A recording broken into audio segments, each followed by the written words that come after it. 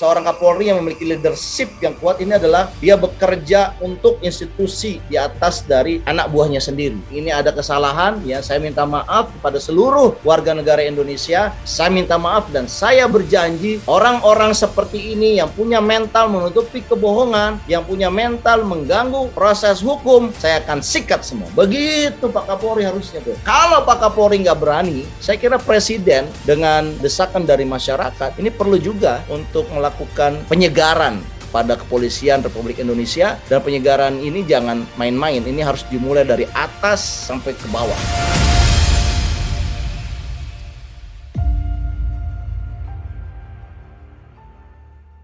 Bismillahirrahmanirrahim. Assalamualaikum warahmatullahi wabarakatuh. Selamat pagi rekan-rekan dimanapun berada.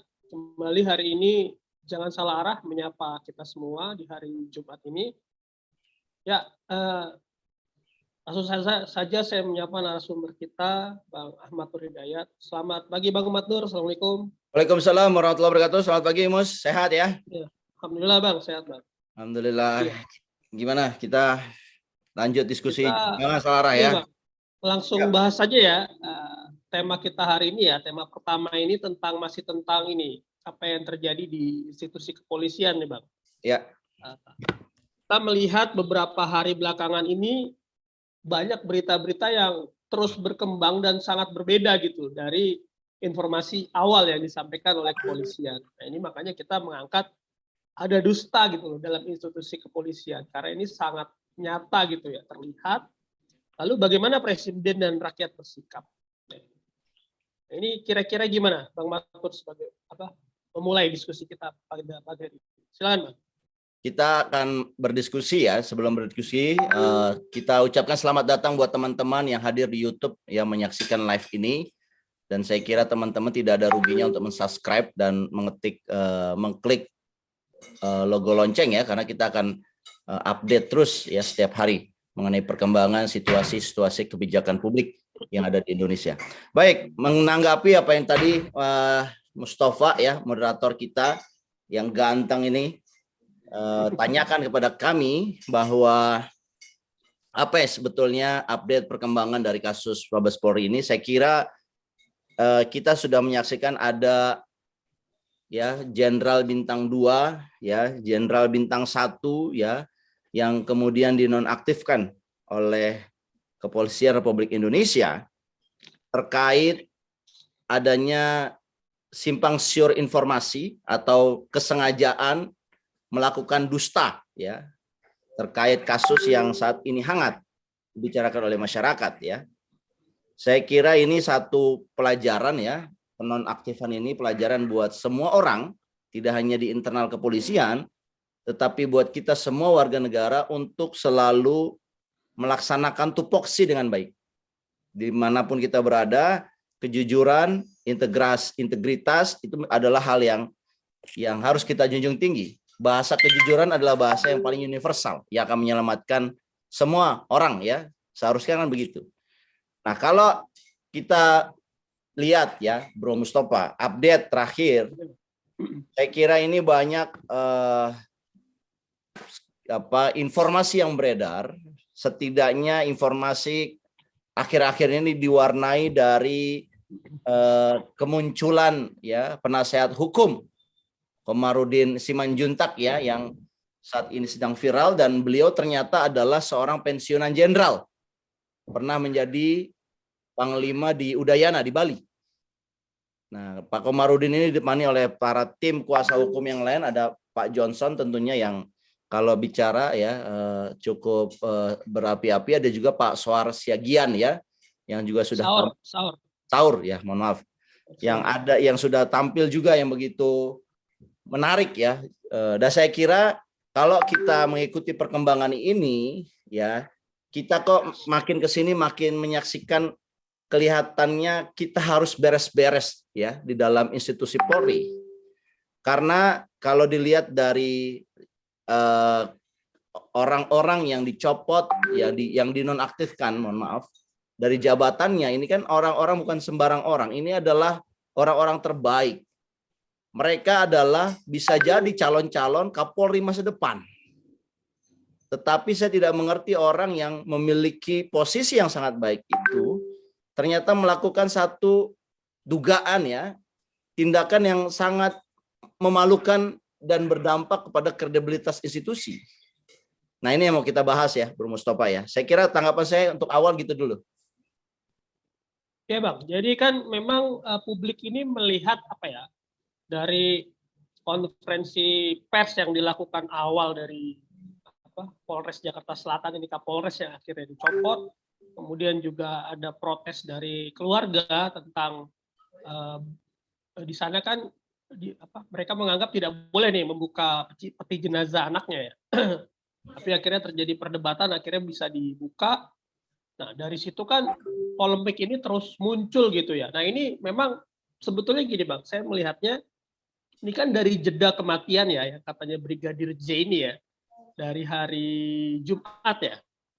Dari hari Jumat, kemudian baru diumumkan pada hari Senin ya, kalau tidak salah. Dan itu hari apa itu dikirim jenazahnya ke keluarga misalnya. Nah, ini kan ada rentang waktu beberapa hari ya.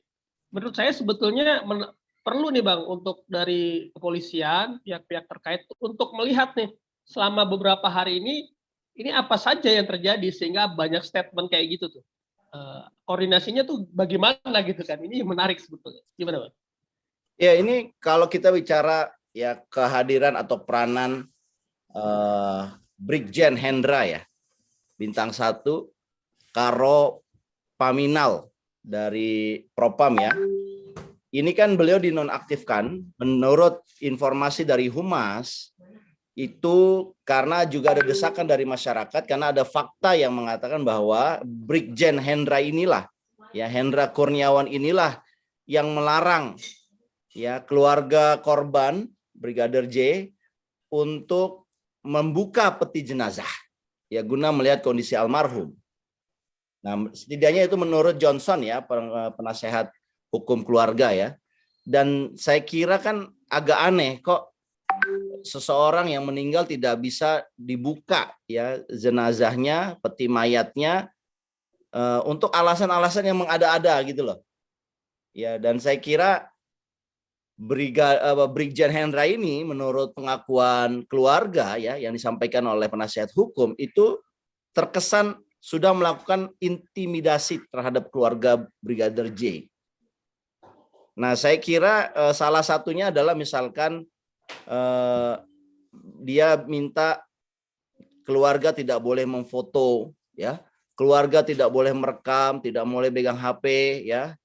Kemudian masuk ke rumah tanpa izin, langsung menutup pintu, itu tidak diperbolehkan gitu. Nah, sikap Karo Paminal ini ya, saya kira tidak mencerminkan ya perilaku Polri yang punya tagline pelindung dan pengayom masyarakat. Ya, sekali lagi ini ada dusta ya yang disampaikan oleh oknum kepolisian yang itu berdampak kepada ya pencopotan dirinya sebagai Karo. Ya saya kira ini pencopotan hanya dari jabatan ya. Saya kira nanti hasil investigasinya perlu didalami dan kalau seandainya memang ya kita ingin memberikan efek jera kepada pihak kepolisian, saya kira masyarakat harus concern kepada apa yang sedang terjadi di Propam ya. Karena yang terlibat ini kan ya mulai dari jenazah di korban di mana di rumah Ferdi Sambo ya yang menurut informasinya kan begitu kan, sampai kemudian membawa jenazah ini ke rumah keluarga ya di Jambi. Ini kan yang melakukan adalah pihak dari kepolisian, khususnya adalah bagian dari Propam ya yang ditangani langsung oleh Kadif Propam, oleh Karo Paminal ya. Nah, kalau perlu saya kira yang dinonaktifkan ini bukan hanya yang di Propam ini bukan hanya 2 orang ya. Saya kira ini ada 10 orang lainnya ya yang terlibat gitu loh, yang aktif dan terlibat dalam menutupi kasus ini. Saya kira ini juga perlu dibuka. Ya, seperti ya tidak hanya Brigjen Hendra Kurniawan ya Karo Paminal yang datang dan mengepalai pengantaran jenazah, tapi juga yang lainnya saya kira gitu. Karena ini kan sudah terjadi satu seolah-olah tidak, propam ini kan punya etika yang dijunjung tinggi. Kalau dalam bahasanya agama gitu ya, propam ini malaikatnya di polisi, dia tidak boleh salah gitu harusnya. Dia hanya bagus tuh memberikan satu apa istilahnya satu hal yang perlu dibuat satu mekanisme bahwa malaikat itu harusnya tidak boleh melakukan penyimpangan seperti halnya setan. Ya, kalau malaikat sudah berubah menjadi setan, saya pikir itu bukan malaikat, tapi sebetulnya ini adalah serigala berbulu domba. Ya, setan yang pakai baju malaikat. Kalau begini ya setan-setannya ini harus disingkirkan dari alam malakut ya, alamnya malaikat. Harus diturun-turunin ini, diusir-usirin ini. Karena membangkang perintah atau etika yang ada di alam malakut gitu ya, alam malaikat. Dan alam malaikat ini adalah alam penuh ketaatan ya. Dan banyak kita kalau dalam contoh sejarah manusia, malaikat yang katanya malaikat ya, tetapi sebenarnya dia jati dirinya bukan malaikat, yang kemudian dia punya kesempatan mengabdi dengan baik, dia menunjukkan pengabdian baik, tetapi karena dia mentalnya adalah mental setan, ya dia harus terusir. Dan saya kira kita perlu menyelidiki ya bro, masyarakat perlu mencermati dengan cara yang cermat, dengan cara yang detail, bahwa banyak orang-orang lain ya, saya kira tidak hanya 1-2 di propam ini, itu harusnya ada 10-an ya, itu ya, 10-an orang yang harusnya perlu ditindaklanjuti gitu loh. Karena dengan begitu orang-orang inilah yang melakukan kegiatan aktivitas dusta di dalam institusi polisi Republik Indonesia. Begitu, Bro. Ya. Jadi kan sekarang sebetulnya publik ini juga menunggu ini Bang ya, kerja TGPF ya, yang sudah dibentuk oleh Kapolri. Ini banyak yang ingin tahu sebetulnya apakah nanti bagaimana hasil TGPF ini. Kemudian kan baru terungkap ada kejanggalan, ternyata kejanggalan yang sudah dikatakan di awal masalah CCTV misalnya, yang tadinya hilang kemudian tersambar petir ya bahkan, tapi sekarang katanya ada. Nah itu nanti kita bisa lihat juga apa sih informasi dari TGPF yang sampai hari ini belum keluar nih. Harusnya sih cepat ya, bisa cepat itu, karena banyak pengamat mengatakan ini kan sebenarnya gampang gitu kan. Lihat saja misalnya pistolnya itu, pelurunya itu peluru siapa gitu. Senjatanya senjata siapa, itu kan semua nggak perlu terlalu crime investigation apa yang terlalu rumit. Ini kan sebetulnya kasus yang sebetulnya bisa makanya sebetulnya kalau sampai TGPF ini lama, menurut saya ini akan ada keraguan juga nih sama TGPF. Gimana Bang? Iya, terkait CCTV ya, saya kira ini lagi-lagi bukti dusta yang berikutnya yang disampaikan oleh oknum kepolisian, bahwa awalnya itu ya, saya kira ini yang menyampaikan Pak Kapolres ya, koreksi kalau saya salah, itu mengatakan bahwa CCTV-nya tersambar petir ya. Sudah rusak 2 minggu. Sudah rusak 2 minggu, tidak aktif, dan ternyata sekarang ada bahkan pengakuan Pak RT yang Pak RT meneruskan informasi dari security ya, itu decordernya diambil sama Sapam, sama security gitu. Ya, apa yang terjadi kalau decoder itu kemudian dihapuskan, dihilangkan barang bukti itu, bahwa itu kasus pidana berat. Dan itu yang melakukan itu adalah kepolisian. Saya kira ini tidak hanya penonaktifan, ini kan orang yang mengambil, menyita, apalagi kemudian saya nggak tahu bagaimana keabsahan ya video yang ada di recorder di dalam CCTV itu. Apa mungkin kalau itu dimanipulasi? Bagaimana akurasinya? Bagaimana kepercayaan dari CCTV itu?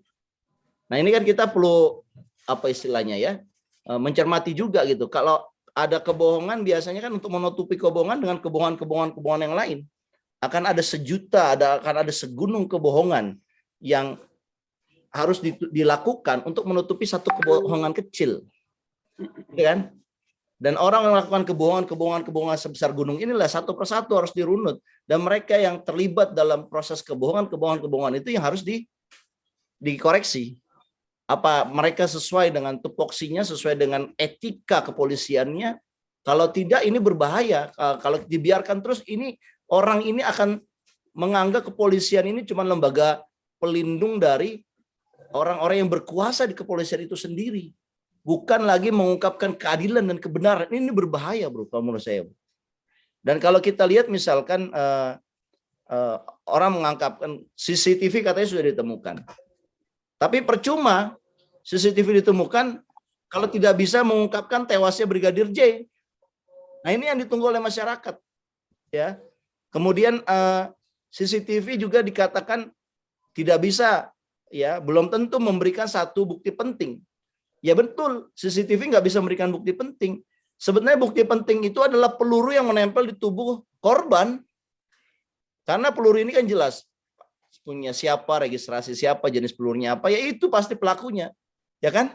Dan itu kan ada nomor registernya, nggak mungkin masa perwira atau polisi punya senjata tidak ada nomor registernya. Dan saya kira ini yang perlu dicari, ya. Dan udahlah, saran kita, kedustaan demi kedustaan ini jangan terus ditambah, karena dari satu titik kedustaan akan ditutupi kedustaan-kedustaan yang lain, sehingga kedustaan ini menjadi gunung, dan akhirnya gunung ini menghancurkan institusi yang kita banggakan, yaitu Kepolisian Republik Indonesia. Saya kira kita perlu memberikan saran yang keras, ya, saran yang kuat kepada Kapolri untuk udahlah, diungkap aja sebesar-besarnya gitu loh. Dan para jenderal-jenderal yang ada di jadi tim TGPF, udahlah, nggak usah ragu lah. Ini udah jelas kok, ada satu hal yang ditutupi, diungkapkan lah. Jangan dibuat skenario lain untuk menutupi kebohongan itu. Pasti kebenaran ini akan terungkap, ya. Dan memang sejatinya kebenaran ini tidak boleh ditutup. Silakan, Bro. Ya, ini kan jadi melebar kemana-mana ya. Makanya saya sih khawatir semakin lama ini disampaikan, maka ketidakpercayaan terhadap institusi Polri ini akan semakin berkembang. Dan juga gini, moralitas Polri misalnya di berbagai daerah ini juga akan turun gitu, Bang. Menurut saya ketika kasus ini tidak diselesaikan dengan baik. Contoh misalnya, ya, saya ambil contoh. Keluarga korban saja sudah tidak percaya dengan otopsi yang dilakukan pihak kepolisian.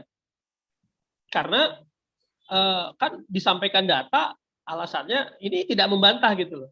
Mereka tidak membantah apa yang disampaikan kepolisian. Tapi kenyataannya tidak sesuai, dan sehingga mereka pun untuk otopsi ulang ini berencana memakai dari institusi lainnya yang mereka lebih percaya gitu. Ini kan juga jadi gara-gara apa ini jadi ikut institusi forensik kepolisian yang otopsi sudah tidak dipercaya gitu. Iya. Ini kan jadi akan terus melebar kemana-mana kalau ini tidak diselesaikan secepat-cepatnya gitu. Gitu, Bang. Ya, ini menarik ya, bahwa memang kalau bahasa kita ya, kedustaan ini memang udah terang benerang memang dilakukan oleh oknum kepolisian, ya. Dan ini juga diperkuat misalkan pernyataan, saya kutip misalkan Komarudin Simanjuntak, ya, itu menyoal soal locus delicti dan tempus delicti. Locus itu adalah tempat dan locus adalah tempat, ya, tempo adalah waktu. Jadi locus delictinya itu dianggap membingungkan, dan akhirnya penasehat hukum keluarga mengatakan kami tidak percaya lagi dengan informasi yang disampaikan, yang dipublikasikan oleh pihak kepolisian. Misalkan ketika locus delictinya dikatakan di rumah Kadif Propam, dan tempus delictinya dikatakan jam 17.00 hari Jumat. Ya, Komarudin mengatakan tidak. Menurut pihak keluarga, locus delictinya itu ada dua alternatif. Yang pertama adalah di perjalanan Magelang sampai ke Jakarta, dan yang kedua adalah locus delictinya itu ada di rumah Kadif Propam. Dan ketika bicara mengenai tempus delictinya yang dikatakan pukul 17.00, pihak pengacara mengatakan tidak. Ini terjadi antara jam 10 pagi sampai jam 17.00. Dan ketika dikatakan ini ada kasus pelecehannya, pihak Komarudin, penasehat hukum, mengatakan tidak, ini bukan insidental, tapi ini adalah satu pembunuhan yang direncanakan. Nah, informasi-informasi yang kita terima sebagai publik kan kita agak bingung gitu. Mana versi yang benar? Oleh karena itu saya kira kepolisian ini perlu mempercepat hasil TGPF-nya, ya. Saya kira yang sudah berlangsung 14 hari, kalau kejadiannya Jumat, ya, di Jumat 2 minggu, dan TGPF saya kira udah lebih dari 10 hari ya bertugas, tapi belum ada. Terkait otopsi misalkan, otopsi yang dilakukan oleh pihak kepolisian, apa istilahnya forensiknya, diketahui bahwa ada tidak langsung diumumkan karena ada perbedaan pandangan dengan dokter forensik, di mana dokter forensik itu menganggap ya ini harus diungkapkan apa adanya. Tetapi ada kemungkinan ada negosiasi di sini sehingga yang keluar dari hasil otopsinya itu adalah bukan versi kebenaran, tetapi versi satu yang disampaikan oleh orang yang punya kepentingan. Nah, oleh karena itu saya kira, karena ini dari lokus, dari tempus, dari hasil otopsi, ini semuanya telah diragukan, maka kemudian institusi Polri ini harus betul-betul mengambil langkah yang sangat tegas. Karena ini sedang dipertanyakan kredibilitasnya, sedang dipertaruhkan kredibilitasnya.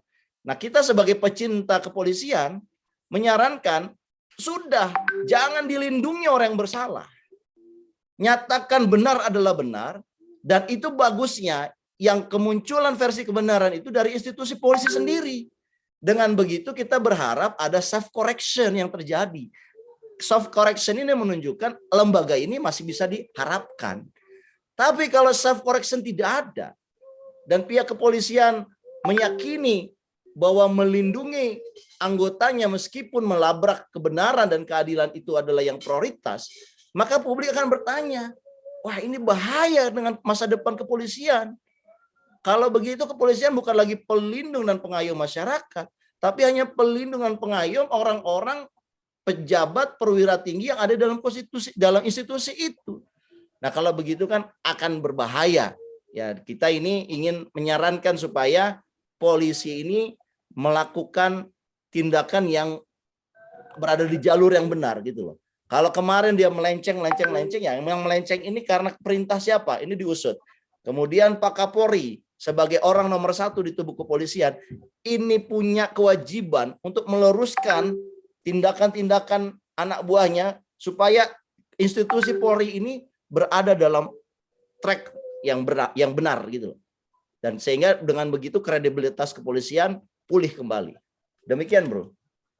Ya, karena kasus ini kan sudah menjadi atensi ya Presiden, dan sudah berapa kali bahkan mengatakan ketika ditanya wartawan ini harus diselesaikan secara benar, sehingga jadi pertaruhannya ini juga Kapolri dipertaruhkan juga nih posisinya nih, apakah bisa dia menyelesaikan kasus yang terjadi di internalnya sendiri.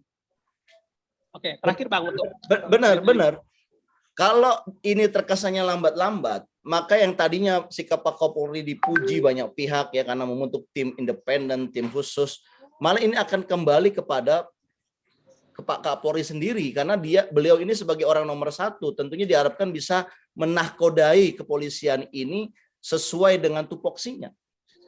Satu sisi sebenarnya ini ada, menurut saya ya Mus, ini ada ketidakkompetenan dalam penanganan kasus ini.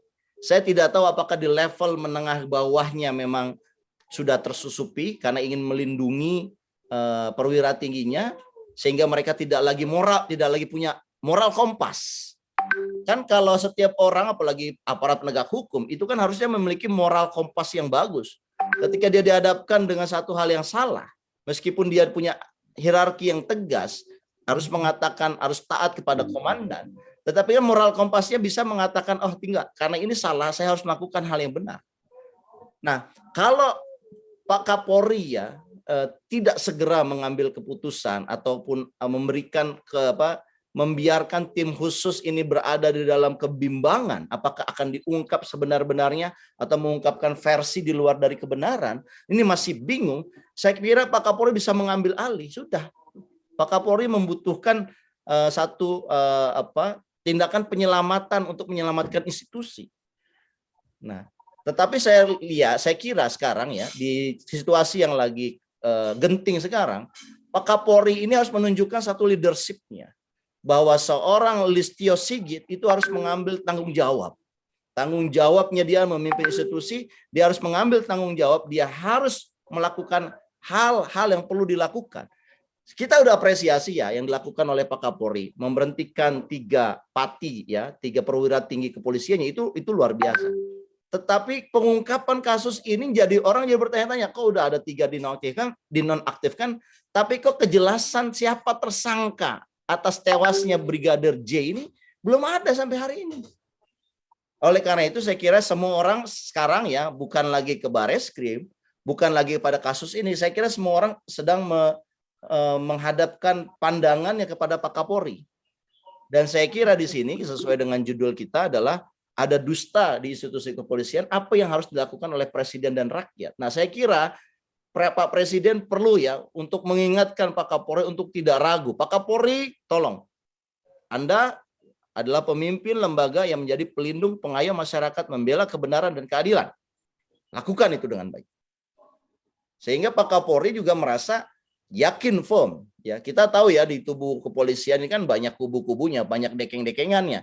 Tapi kalau presiden yang udah ngasih perintah, dan ini adalah kepala negara, memberikan perintah kepada orang nomor 1 di kepolisian, ini bukan lagi ya kepentingan dekeng-mendekeng yang penting, tapi ini adalah kepentingan bangsa dan negara untuk menyelamatkan institusi kepolisian Republik Indonesia yang kita cintai. Begitu, Bro. Iya, jadi kan ini itu bagian. Saya masih menanggapi. Banyak yang mengatakan sebenarnya kasus ini mudah gitu loh, karena semuanya jelas. Ini bukan penemuan mayat di hutan gitu loh, yang nggak misalnya ditemukan mayat, yang ini siapa gitu kan di hutan gitu ya, tidak ada identitasnya, bajunya nggak jelas, wajahnya rusak gitu. Ini bukan kan? Bukan, ini jelas yang tewas jelas siapa. Sudah ada kronologi yang dikeluarkan. Berarti kan kalau kronologi yang dikeluarkan aparat itu salah, berarti kan ini ada kebohongan misalnya dalam membuat kronologi kan. Ini kan tinggal ditelusuri. Kemudian kan mungkin kepolisian lupa. Ini kan eranya sudah era keterbukaan, sosial media, kanal-kanal seperti ini sudah di mana-mana. Dan para ahli juga sudah berbicara, Bang. Para ahli sudah berbicara, termasuk analisa. Ini sangat gampang gitu loh diselesaikan. Makanya kita jadi bertanya kenapa TGPF terlalu lama gitu loh untuk mengumumkan hal yang sebetulnya sudah clear semuanya. Maksudnya dari peluru saja dan lain sebagainya ini kan bisa diungkap dari sana. Kenapa nggak diumumkan ini senjata siapa, peluru siapa? Jadi artinya publik pun akhirnya mempertanyakan juga TGPF yang dibuat Polri ini apakah ini benar untuk mengungkap fakta atau bahkan melokalisir masalah gitu loh. Nah, ini kan jadi pertanyaan justru seperti itu. Kalau mereka bekerjanya tidak cepat gitu loh, seperti yang diharapkan. Gitu, Bang. Iya, saya setuju ya bahwa kecepatan ini penting karena tagline-nya Pak Listio Sigit ini kan presisi. Presisi ini artinya adalah dia akurat tapi bukan berarti lambat, akurat juga cepat, ya. Nah, saya kira gini, kalau di internal polisi memang masih ragu untuk apakah perlu mengungkapkan 100% kebenaran 100% atau kebenarannya hanya 50%, hanya ragu ya, karena juga terkait tentunya kita bisa memahami bukti yang akurat ya, kekuatan data dan sebagainya, makanya jadi panjang. Tapi kan kita punya institusi lain, Bro, yang bisa memaksa atau memberikan tekanan kepada kepolisian. Misalkan kita punya Kompolnas dan kita punya Komnas HAM. Dan kan Komnas HAM dan Kompolnas juga terlibat dalam tim itu. Nah, ini yang kita tunggu juga pandangan tegas dari Kompolnas ya dan juga dari Komnas HAM untuk mengingatkan Polri agar membuka kebenaran 100%. Nah, saya kira kalau kemarin ya kita pernah menyoroti kok ini ada anggota Kompolnas ya Pak Beni Mamoto yang dia bicara di stasiun TV tetapi nadanya sebagai juru bicara Humas Polri, di mana juru bicara itu ya udah terbukti malah salah, tidak sesuai dengan fakta. Hanya kita bilang orang-orang malah bukan salah, tapi menutupi fakta. Bahkan terkesan ya. Jadi orang menutupi fakta atau orang dusta ini kan ada dua. Yang pertama, dia sengaja diri dia berdusta karena dia tahu kebenaran. Yang kedua, dia berdusta karena dia tidak tahu yang benar yang mana. Yang ketiga, dia berdusta karena dia sok tahu, ya kan? Nah, saya melihat Pak Beni Mamoto ini, apapun motif dia melakukan hal seperti itu, tetapi saya kira tidak sesuai dengan tupoksinya. Makanya kita minta ya Menko Polhukam ini untuk mengevaluasi dan juga memecat Pak Beni Mamoto karena peranannya dia sebagai Kompolnas yang tugasnya memberikan arah supaya kepolisian ini berada di track yang benar, lah kok dia malah yang mendukung supaya menyimpang. Ya, ini yang saya kira yang terjadi. Nah, Komnas HAM juga kita ingatkan bahwa Anda ini bergerak bukan untuk membela aparat keamanan, Anda ini menyelamatkan hak asasi manusia. Anda ini harus membela hak asasinya keluarga Brigadir J ataupun Brigadir J sendiri almarhum karena dia dibunuh secara semena-mena. Ini harus diungkapkan. Ya, dan saya kira Komnas HAM ini sudah berkali-kali ketemu keluarga ya, sama seperti pengacara, tetapi kok nada bicaranya Komnas HAM ini beda sama pengacara yang sangat lega belak-belakan, dan dia punya satu tuduhan satu prediksi bahwa ini adalah pembunuhan berencana. Nah, tapi Komnas HAM sudah datang juga ke keluarga, sudah mendapatkan foto-foto, tapi kan dia belum berkomentar ini apa yang sedang terjadi. Nah, saya juga mempertanyakan ya, Komnas HAM, Kompolnas yang sebagai institusi yang mengingatkan aparat hukum kita untuk dia sadar, ini kelihatannya agak lumpuh juga nih bro, dua institusi ini. Nah, saya nggak mengerti ini dikuasai oleh siapa sebenarnya institusi-institusi kita ini. Tetapi siapapun yang menguasainya sudah nyata-nyata yang menguasainya ini telah memberikan satu persoalan kepada institusi Polri, yaitu kredibilitas kelembagaan ini menjadi terguncang. Demikian, bro. Ya, jadi kan ini yang dipertanyakan institusi lainnya itu ada Kompolnas, ada Komnas Perempuan yang juga menyatakan statement yang itu, terus kemudian LPSK sama Komnas HAM ya. Ini juga institusi-institusi ini perlu disorot nih Bang, karena dalam kasus ini posisi mereka ini seperti membela gitu loh, justru membela ya tidak empati dengan keluarga Brigadir J sebetulnya.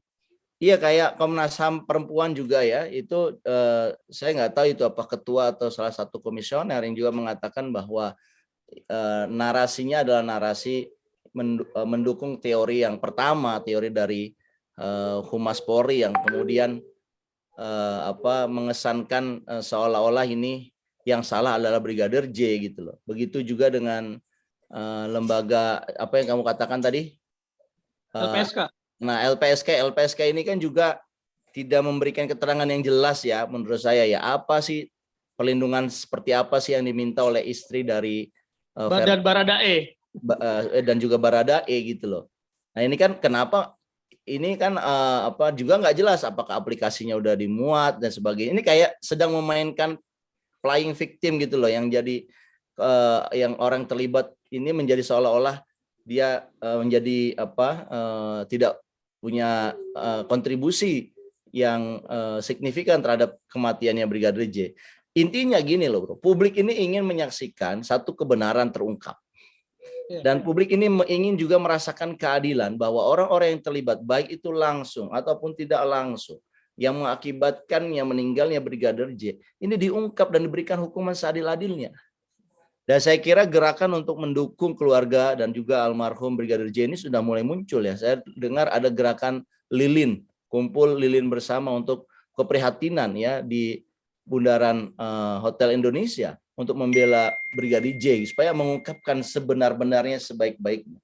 Nah, kenapa tekanan masyarakat ini jadi penting? Karena institusi yang menyelidiki ini kan kepolisian.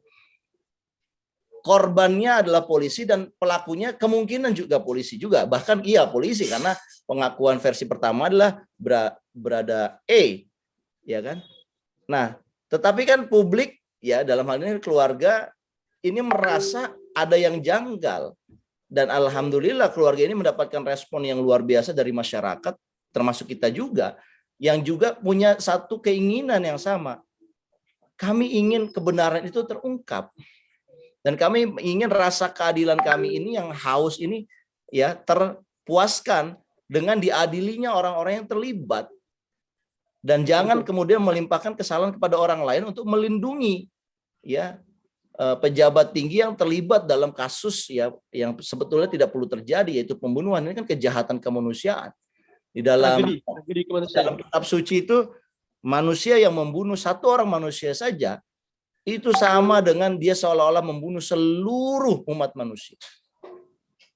Itu kan begitu dahsyat, itu begitu agama itu ya negara kita berdasarkan Pancasila. Pancasila sila pertama itu kan ketuhanan yang Maha Esa. Agama apapun itu menjunjung tinggi sebuah kehidupan. Dan agama apapun yang ada di Indonesia ini mengatakan bahwa kematian atau penghilangan kehidupan dalam diri seseorang itu adalah kejahatan tertinggi.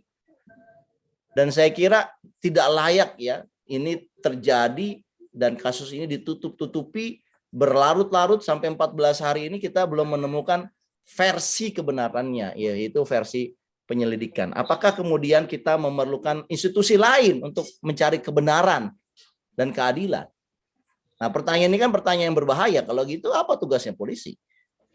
Nah, yang berikutnya, Bro, saya ingin sampaikan begini. Sekarang publik ya dan juga para pengacara ini membangun satu persepsi ketidakpercayaan kepada Polda. Karena yang menyelidiki ini adalah pihak Kapolres, yang melakukan pihak otopsi juga rumah sakit yang ada di Polda DKI, ya meskipun tidak itu sebetulnya adalah rumah sakit pusat. Dan kemudian sebelum kemudian kasus ini mengarah kepada penonaktifan perwira tinggi, ini ada Kapolda DKI yang berpelukan mesra dengan Verdi Sambo, yang kita tidak tahu waktu itu apa sebetulnya sinyalnya. Tetapi dengan pelukan ini kemudian ada satu persepsi apa perlu ya publik dan juga pengacara masih mempercayai Polda DKI ya khususnya ya. Kalau kemudian mereka kelihatannya narasi yang kita dengar ya mereka tidak percaya lagi dengan pihak Polda, makanya mereka berharap. Dan saya kira ini kasusnya sudah diangkat ke pihak kepolisian pusat ya Polri gitu. Nah, saya kira ini berbahaya gitu loh kalau orang-orang di Polda ini ternyata tidak dipercayai dan mereka tidak ada satu sistem korektif internal yang memadai sehingga kok ini kebenaran yang seharusnya diungkap malah ditutup-tutupi gitu loh. Malah kemudian kayak mencari simpati gitu loh. Nah, ini yang kayak saya kira kayak begini nih ke depan ini nggak boleh terjadi, Bro. Ya, kalau saya setuju sih Bang, kalau menurut saya ini Polda Metro Fadil Imron ini mungkin perlu dipikir-pikir juga untuk dinonaktifkan ya posisinya, karena apa yang dilakukan bertemu dengan Verdi Sambo kemudian berpelukan itu tidak etis baik secara moral dan itu kemudian juga ada yang jadi seolah-olah kan apa gitu Verdi Sambo bertangisan kemudian dipeluk dan lain sebagainya, ini kan gesturnya itu nggak pas dengan apa yang terjadi dan membuat publik itu jadi tanda kutip geram juga gitu. Iya, saya kira dalam rasa Gimana, Bang? memenuhi rasa keadilan ya, Bro Mustafa. Menurut saya ya, Pak Fadil Firman ya, Fadil Imron ini juga perlu untuk diambil tindakan tegas. Kalau perlu dinonaktifkan. Kalau dia memang secara sengaja ingin menutupi kebenaran dan ingin melindungi ya sepetingginya gitu ya, yang mungkin saja dia bersalah tapi ingin dilindungi begitu. Sekali lagi kita menggunakan asas praduga tak bersalah, tapi menurut saya ketika ada kedustaan yang mulai muncul ya, saya kira publik wajar saja berpersepsi bahwa ini harus diperbaiki ya. Kalau enggak ini akan mengancam kredibilitas kepolisian gitu. Dan wajar saja ketika orang mengatakan jangan-jangan ini banyak ya petinggi-petinggi yang memang punya niat busuk ya memegang amanah kepolisian ini dengan niat untuk dia seperti bisa berbuat semaunya saja ya di atas hukum, above the law. Wah, ini kan berbahaya. Makanya kalau orang yang merasa above the law itu adalah orang sipil biasa ya mungkin ya wajar lah karena dia orang sipil gitu ya. Tapi kalau orang yang sudah merasa dia above the law-nya itu adalah aparat hukum dan dia punya kekuatan untuk melakukan tindakan above the law-nya itu menggunakan skenario ya menciptakan dusta demi dusta, maka itu berbahaya. Makanya karena itu nggak boleh terjadi, itu harus dicegah. Dan orang-orang yang bermental seperti ini ya, menutupi kebenaran ya ini harus tidak boleh ada di kepolisian. Makanya saran kita kepada Kapolri ya, sekarang mata semua tertuju kepada Anda. Apakah Anda bisa melakukan menunjukkan leadership yang kuat bahwa ini masalah ini bisa diselesaikan, atau malah Anda memutar-mutar karena tidak mau ya disalahkan para dekengan-dekengan dari orang-orang yang terlibat dalam kasus ini, ya tidak mau berkonflik langsung. Saya kira Pak Kapolri itu seorang Kapolri yang memiliki leadership yang kuat. Ini adalah dia bekerja untuk institusi di atas dari anak buahnya sendiri. Dan ini adalah ujian buat Kapolri. Saya kira apakah Pak Kapolri lulus mengambil tanggung jawab. Oke, ini ada kesalahan, ya saya minta maaf kepada seluruh warga negara Indonesia yang terjadi, yang menimpa kepada bawahan saya, para jenderal-jenderal bintang 1, bintang 2 yang saya pimpin. Saya minta maaf dan saya berjanji orang-orang seperti ini yang punya mental menutupi kebohongan, yang punya mental mengganggu proses hukum, semuanya menghilangkan nyawa orang, saya akan sikat semua. Begitu Pak Kapolri harusnya, Bro. Kalau Pak Kapolri nggak berani, saya kira Presiden ya dengan desakan dari masyarakat ini perlu juga untuk melakukan penyegaran ya kepada kepolisian Republik Indonesia, dan penyegaran ini jangan main-main. Ini harus dimulai dari atas sampai ke bawah. Demikian, Bro. Oke Bang, berarti kita menunggu ya hasil dari TGPF, meskipun kalau saya berpandangan publik kan nanti juga akan menguji apa yang disampaikan TGPF itu, kalau buat saya belum tentu 100% juga sesuai harapan masyarakat, tapi apakah yang disampaikan itu sesuai dengan logika umum yang harusnya kronologinya. Kalau lagi-lagi tidak sesuai dengan logika, misalnya terjadi penyiksaan dan lain sebagainya disampaikan ini juga sama dengan tembak-menembak biasa, ini kan nggak sesuai dengan logika yang ada gitu. Ya, jadi kita tetap menunggu Bang ya dari hasil TGPF ini, hasilnya seperti apa? Gimana Bang? Ya, saya kira yang kita sarankan ya melalui YouTube kita ini jangan salah arah. Ya, kita tidak mau kepolisian kita ini salah arah ya Bro Mustafa ya. Oleh karena itu kita sarankan agar pengungkapan kasus ini ya dilakukan dengan sebenar-benarnya. Kemarin ada pernyataan dari Kabid Humas yang terkait permintaan keluarga untuk meminta otopsi ulang, itu kan dibantah oleh Kabid Humas bahwa yang bisa melakukan otopsi ulang adalah kami, para aparat. Ya. Dan kemudian itu akhirnya berubah ya saat orang penasihat hukum datang menjelaskan ke Bareskrim dan juga kepada TGPF bahwa ada hasil-hasil yang aneh dalam otopsi yang pertama yang tidak sesuai dengan faktanya dan juga pengakuan keluarga. Oleh karena itu kami merasa ini perlu diotopsi ulang, tapi yang mengotopsinya bukan lembaga yang sama. Harus lembaga independen. Kan dokter forensik ini banyak dokter forensik yang ahli dan tersertifikasi. Dia nggak mungkin berbohong. Dia akan melihat apa yang terjadi di lapangan, apa yang terjadi dengan jenazah, ya dia laporkan. Nah, saya kira ini menarik juga ya permintaan otopsi tandingan daripada otopsi pertama ya yang dilakukan oleh pihak penyidik dengan otopsi yang lebih independen. Dan saya kira ini langkah yang fair memang, bahwa lembaga yang lebih independen yang melakukan otopsi akan jauh lebih mampu mengungkapkan kebenaran dibandingkan orang yang punya konflik interest di dalamnya. Dan saya kira ini kalau ternyata memang terbukti ya hasil otopsinya ini adalah hasil otopsi yang manipulatif, dokter yang menangani forensik ini harus segera diadili juga. Seluruh tim yang ada di forensik ini harus diadili juga. Kok dia bisa melanggar sumpah profesi? Ini pelanggaran profesi loh. Bahwa seorang dokter forensik itu menuliskan laporan forensiknya dengan basisnya adalah kebenaran dan saintifik. Ya, bukan manipulatif. Nah, saya kira ini banyak yang harus kita dia juga olah gitu. Melanggar sumpah kedokteran juga Bang ya kalau sampai dia memberikan hasil yang pasti dia berisiko tidak hanya pidana, menurut saya itu bisa juga kena kode etik kedokteran itu. Oke Bang, saya pikir cukup Bang ya untuk hari ini ya, karena waktu kita juga sudah mepet, akan mungkin semua mau Jumatan dulu. Jadi kita bahas satu topik ya hari ini terkait dengan tadi ya, jangan ada dusta di kepolisian. Atau ada ini pernyataan statement terakhir Bang?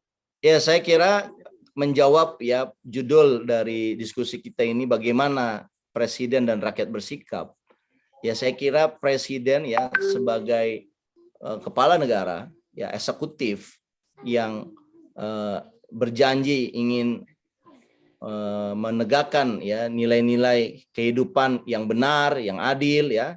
Saya kira Pak Presiden punya kewajiban untuk menertibkan apa yang sedang terjadi di dalam tubuh kepolisian kita. Dan menurut saya apabila ya ada upaya untuk melindungi anggotanya dari jeratan hukum atas kejahatan yang mereka buat sendiri, ya apabila upaya itu keinginan untuk melindungi pejabat tingginya itu ada, saya kira kepolisian kita ini sudah sangat bobrok, dan oleh karena itu Presiden perlu ya menyelenggarakan satu program ya penyegaran dalam tubuh kepolisian, di mana program penyegaran dalam tubuh kepolisian itu bertujuan untuk mengecek, melihat ya masing-masing petinggi Polri apakah memiliki nilai dan kode etik yang diharapkan. Apabila yang terjadi pemilihan pati-pati ini adalah karena kolusi, kedekatan, nepotisme, dan pergengan, dan ini menjadi tidak sehat dalam menjalankan institusi, maka saya kira ini mereka semua harus diganti.